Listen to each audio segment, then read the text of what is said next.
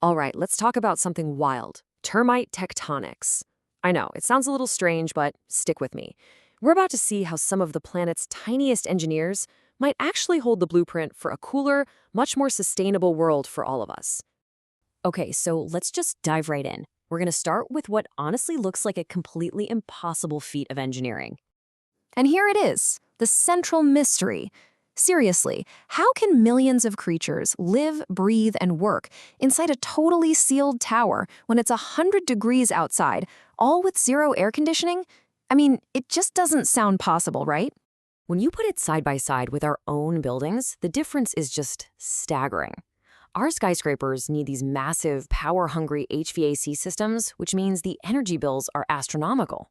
The termite skyscraper, though, it gets perfect climate control using nothing but natural airflow. Its energy bill is zero. And get this, it's built from earth and saliva. That's it. The efficiency is just completely off the charts. So how on earth do they pull it off? It's time to uncover the secrets of this living tower. Well, the trick is to stop thinking about the mound as just a pile of dirt. It's so much more than that. You have to see it for what it really is, a massive, self-regulating living lung. And that one idea, that's the key to this whole thing. The engine that powers this lung is actually a super simple principle in physics that you've probably seen before, the Chimney Effect. All it means is that hot air is lighter, less dense than cool air, so it naturally wants to rise. This simple fact creates a constant, gentle, upward draft that runs the entire system 24/7 for free. So here's how that plays out step by step. First, all that hot, stale air from millions of termites rises up into a big chimney in the middle. Second, that chimney effect we just talked about pulls that hot air up and pushes it out the top. Third, that upward motion creates a bit of a vacuum, which then pulls cool, fresh air in through special vents down at the bottom. And fourth, and this is so cool, the walls themselves are porous, so they can exchange gases, letting the whole structure literally breathe. It's a completely ingenious system. So the obvious question is, what can we humans learn from it? Well, that brings us to the idea of nature's ancient blueprint. There's a name for this whole approach, biomimicry. It's all about solving our own problems by copying nature's proven strategies. I mean, think about it. It's like nature has been doing research and development for 3.8 billion years, and we're just now starting to peek at its notes. Okay, let's look at this again. This diagram really shows you that engine at work.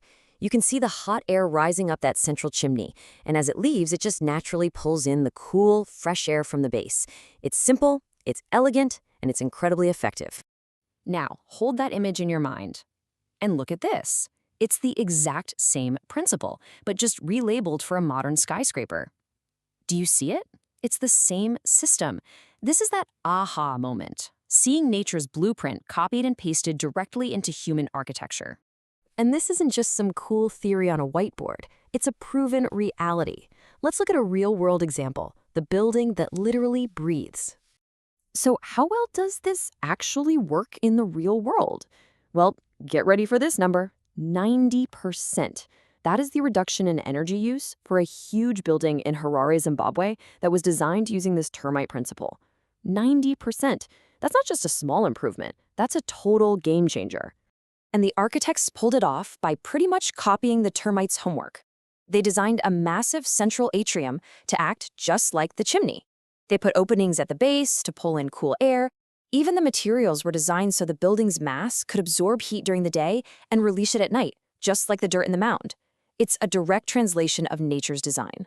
And hey, don't just take my word for it. The lead architect on the project said it himself. We looked at how termites in Africa build their mounds, and we learned to create a building that is ventilated and cooled entirely by natural means. You can't get more direct than that. An incredible success story like this just naturally leads to a much bigger question, doesn't it?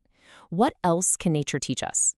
The termite mound is just one example out of countless others just waiting for us to find them. By really studying these natural blueprints, we have a real shot at designing smarter, more efficient, and truly sustainable cities for our future.